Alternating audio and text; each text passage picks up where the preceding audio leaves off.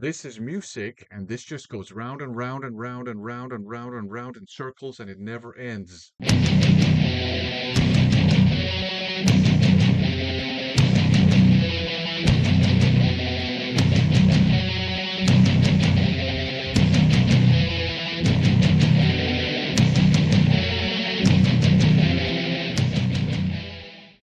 Today, I'm actually working on some research for my job, but right now my brain is fried, so I just need a 15-minute break or something like that to, first of all, drink some nice tea. This is continental breakfast tea. So it's similar to English breakfast, it's just milder. And what other way to spend the break than to make a video with my contribution to the ongoing 10 albums, 10 links thread. Uh, in its current iteration, it was started by the Metal Mogul. Go and check out his channel, especially if you like traditional 80s metal. Uh, I've watched a bunch of videos already in this thread, and they're mind-boggling, but super fun. And in the current iteration, not only do we have to show 10 albums with links between them, uh, it has to kind of loop back to the first album. So technically, it's 9 albums, 10 links. So I think all the links are legit. Some of them are quite technical, though, and some of them are pretty straightforward. I think I also managed to avoid repeating the same types of links, but we'll see. We will start out with this album here, Invocator, Dying to Live. This is perhaps the greatest groove metal album of all time. It has those heavy and compelling grooves and those just straight up riffs that punch you in the face, but it's 50% groove metal, 50% progressive metal, so progressive groove metal. So that also means you got complex song structures, you have complex riffs too. You have crazy advanced drumming, super melodic guitar solos, and just awesome stuff across the board. I love this album. Yeah, I do think maybe this is my favorite groove metal album. Certainly one of them. Anyways, so you're ready for the first link? So it's the band is Invocator. The album is called Dying to Live. So it has dying in the title. This album here by Iron Maiden, No Prayer for the Dying, also has dying in the title. So there you have the first link. This is a much maligned Iron Maiden album. A lot of people say it sounds like it was recorded in a barn. It actually was recorded in a barn.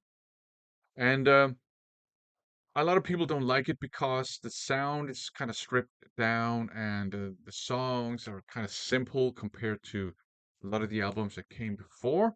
Uh, and Bruce Dickinson has a more raspy singing style. But if I'm being honest, I love this album. I consider this to be part of the first golden era of Iron Maiden albums. In fact, I consider this to be the last album in the first golden era. So basically the 80s. This came out in 1990, I think. Uh, in any case, let's get ready for the next link. On this album, you have a bunch of musicians, obviously. One of them is called Bruce Dickinson, the singer. One of them is called Yannick Gers, the guitarist, one of the guitarists, and he actually joined the band on this one. So Bruce Dickinson, Yannick Gers. Uh, Before this album came out, Bruce Dickinson released his solo debut album, and Bruce Dickinson appears on it as the vocalist, and Yannick Gears appears on it as the guitarist. So you got a double link here, as it were. Two musicians from the Iron Maiden album appearing on this one. This is also kind of maligned. A lot of Bruce Dickinson solo output fans don't really like this one because it's very melodic and it's hard rock, sometimes even bordering on just rock. But I love it. I think it's a great album. I've always liked it. So I enjoy it. Now, ready for the next link? This is going to be a more technical link, but the album is called Tattooed Millionaire and the title track too. And I think this title track deals with this too as a lyrical content, but for sure The title is a critical reference to the lavish and decadent and debauchery-filled lifestyle of glam metal superstars. In particular, it's actually a reference specifically to Motley Crue. And Motley Crue put out this album, Dr. Feelgood. So the link between Tattooed Millionaire and Dr. Feelgood is Tattooed Millionaire is a reference to Motley Crue, and Motley Crue put out this album. I think this is a great glam metal album. It's my favorite Crue album with Vince on vocals. It's not my favorite Crue album though. So Crue fans will put two and two together and they will hate me now, but I don't care. But yeah, this is a great album. There's some stinkers on here, but fantastic riffs in a lot of the songs and just fun songs from beginning to end. Love this album. Now, this album was, so here's the next link. This album was produced by Bob Rock. Bob Rock also infamously perhaps produced Metallica's self-titled The Black Album. So that's the link. Same producer. Uh, Maybe the biggest and most successful metal album of all time. It certainly sounds big, and you have lots of classics on here. I tend to like maybe the deep cuts a little bit better than the hits, but who cares? Now, the drummer in this band on this album is Lars Ulrich, except that's not his name. His name is Lars Ulrich because he's Danish and that's how it's pronounced in Danish. So Lars Ulrich is from the country of Denmark. So this is going to be the link because this entire band, Sliced Pimples, and this album I think is called Brains Condemned to Serious Laughter or something like that. This entire band, they're all Danish. So that's the link. Lars Ulrich, Danish. Everybody in this album, Danish. Okay. So this is crossover thrash, comedy crossover even. And it's fun. There's actually nothing wrong with the musicianship. They're great musicians, but that's not what they're going for on this album. They're going for fun. And that's achieved. So now here's going to be a link that's a little bit more technical. So uh, the guitarist on this album is a guy called Klaus Andersen. Okay. Now, while he was in Sliced Pimples, he was also in a band called Rigid Domain, a thrash metal band. And they put out a handful of demo tapes, and they were actually locally famous for having a lady on vocals. But on their first demo tape, they had a guy on vocals, and his name was Torben Askholm. And Torben Askholm also sings on this album, Prophets of Doom, and his Access to Wisdom. So, uh, the link is so it's different from the Iron Maiden Bruce Dickinson link because that link was the singer and the vocalist appeared on the Iron Maiden album, and they also appeared on the Bruce Dickinson album. The link here is different. The guitarist from the previous album was in a band with a singer, and the singer is on this album too. Torben Askholm is his name. So that's the link. Prophets of Doom, traditional heavy metal, excellent stuff. Definitely worth tracking down a copy of this if you just like straight up traditional heavy metal. Some people say you got power elements on it. Maybe you do. It's not a whole lot, but it's a great album. Okay, so ready for the next link. There is a guy on here who plays the drums, and his name is Johnny Mikael.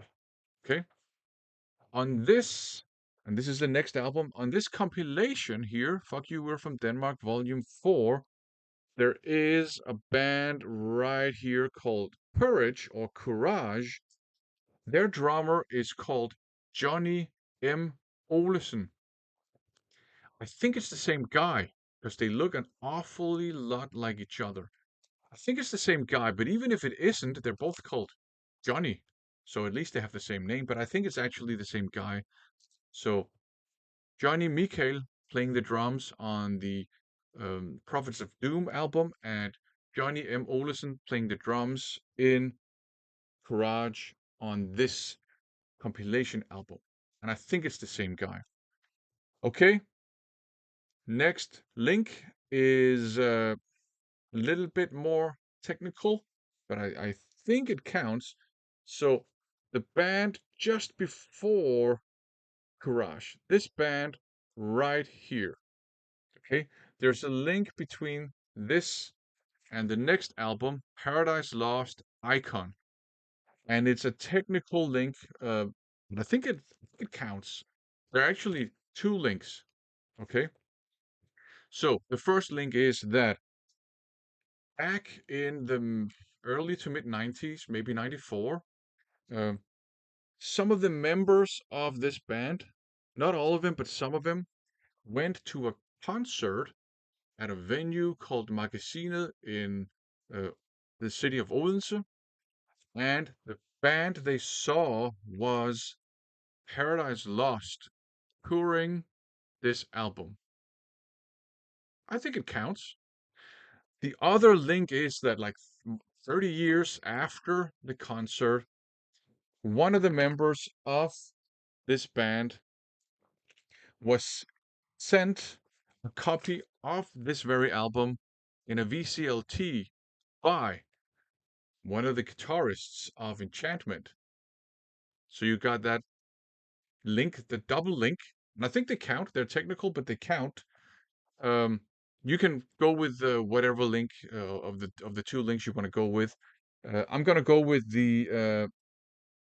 these guys went to a concert with Paradise Lost touring this album link. Okay, so uh, the guys from the band, again from this band right here, they went to a concert with Paradise Lost touring this album.